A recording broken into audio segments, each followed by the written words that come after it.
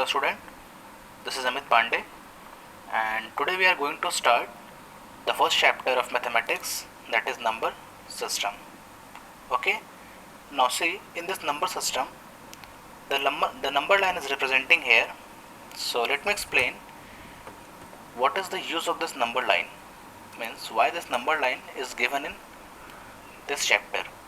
So see, in this left hand side the number indicating here is negative number, but in the right hand side the number here is positive number, and between this negative and positive the origin point is representing here, that is 0.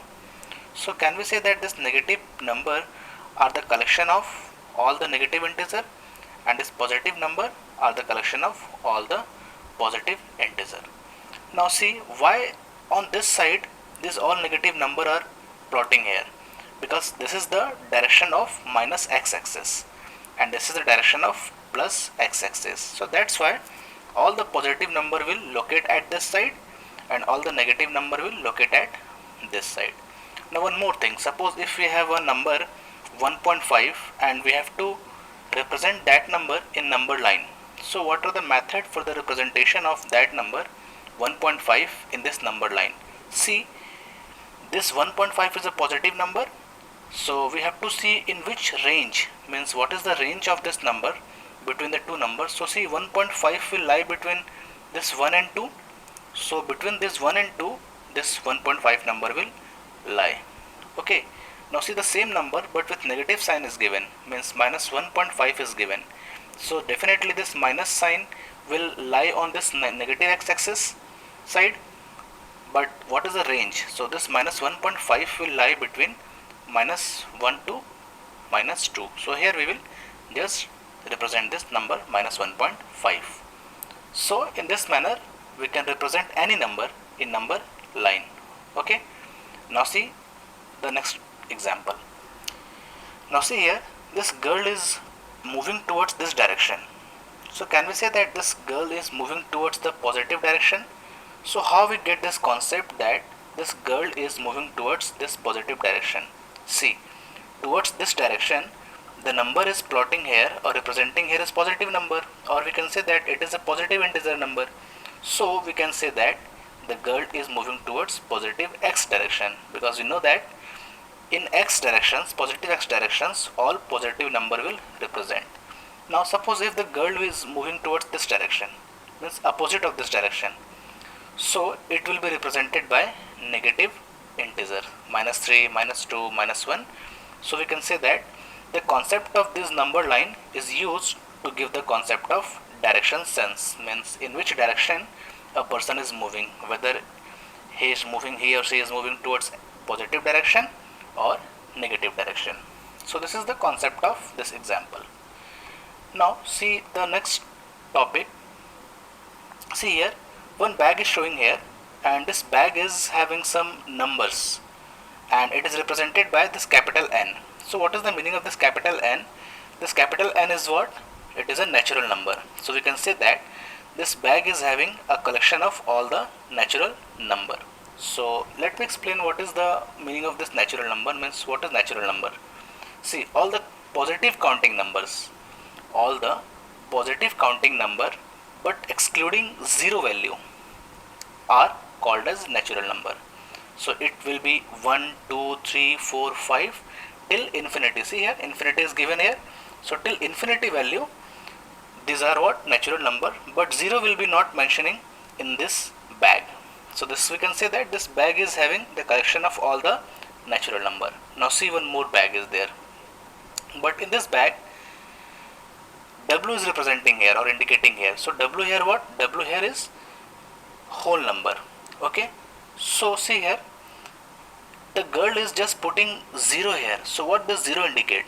See, it means that if a number is having 0 with the natural number, then it is what? Whole number. So we can say that the whole number is the collection of natural number plus 0. So it will start from 0, 1, 2, 3 till infinity value. So this bag is a collection of all the whole number, means 0, 1, 2, 3, 4 till infinity value. Now see here, one more bag is showing here, and this bag is having the collection of negative value and positive value.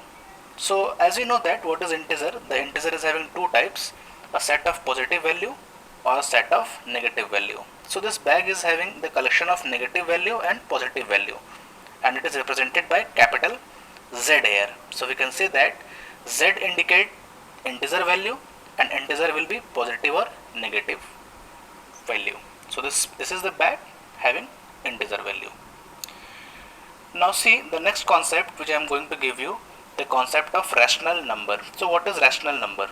Now see, if a number is a rational number, then it must be a fraction, it must be in fraction form.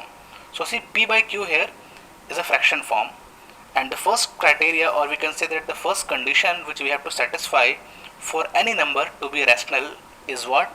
That p and q both are integer. This is the first initial condition which we have to satisfy.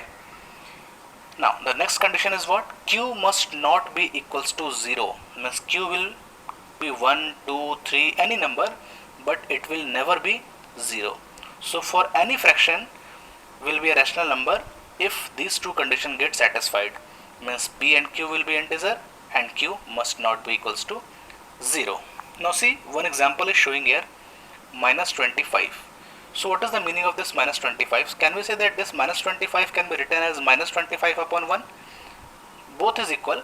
Minus 25 can be written as minus 25 upon 1. So why we have written here minus 25 upon 1? Why not 25? Because this minus 25 upon 1 will show p by q form. That's why I have written minus 25 is equals to minus 25 upon 1.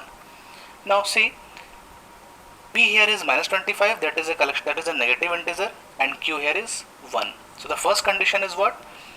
For any number or any fraction can be a rational number if p and q are integer. So definitely numerator is an integer and denominator here is also integer. Now see the second condition, that q must not be equals to 0. This is the second condition. So q here is what? Q here is 1. So we can say that this minus 25 upon 1 is a rational number. Now see, some more example is given here, 1 by 2, 2 by 4, 10 by 20 and 25 upon 50. These all are what? These all are rational number. Now see, some examples is given here. Are the following statements true and false? Means 3 statements is given here, and we have to say that whether these 3 statements is true or false. And if it is true or false, we have to give the reason for our answer. Now see the first statement, every whole number is a natural number. It is asking that, is every whole number is a natural number? See, what is the concept of whole number which I have given you? The whole number is a number starting from 0 till infinity value, but the natural number is a counting number starting from 1 to infinity. So we can say that no, the statement is false, because whole number start from 0 and natural number start from 1. So the statement is wrong. Now come for the second statement, every integer is a rational number. Now what is the meaning of rational number? A number which is in a form of p by q. And what is integer? Integer can be minus 1, minus 2, minus 3, minus 4. Okay, so tell me, is it correct to say that every integer is a rational number? Yes, it was the first condition of a rational number, that the p and q will be integer. It can be positive value or it can be negative value. So the statement is correct here. Now see the third statement, every rational number is an integer. It is the reverse of this statement, second number. See, the integer can be a negative value or can be a positive value, means it can be a minus 1, minus 2, minus 3, minus 4, or it can be a 1, 2, 3, 4. But the rational number is having a form p by q. So the statement is totally false. Okay. Now see example number 2. Find 5 rational number between 1 and 2. Means 2 number is given here, 1 and 2, and we have to find 5 rational number between 1 and 2. So see how we can solve this kind of problem. So can we write this 1 equals to 6 upon 6? If you divide 6 and 6, you will get 1. Now 2 we can write 12 upon 6, because if 12 get divided by 6, we will get 2. So see one concept I am giving you. If you are making this 1 equals to 6 upon 6 and 2 equals to 12 upon 6, so in this case the denominator will be equal. Suppose if you are going to make 1 equals to 12 upon 12, so the 2 will be made in such a manner that in denominator it will be 12. So denominator always be equal. Whether you are going to make 2, 3, 4, 5, 6, 7, any number, but it should be equal. So now see, between 6 upon 6 and 12 upon 6, how many numbers are lying? 7 upon 6, 8 upon 6, 9 upon 6, 10 upon 6 and 11 upon 6. So these are the numbers which is lying between 1 and 2. Okay. Now see, one more method is given here for finding the rational number between two number. So r plus s divided by 2. So see, 1 and 2 are the number, and between these two number we have to find rational number. So let it be r equals to 1 and s equals to 2. So what is the formula? R plus s divided by 2. So just add these two number 1 and 2. So 1 plus 2 is 3 and divided by 2. So 3 upon 2 is the rational number between 1 and 2.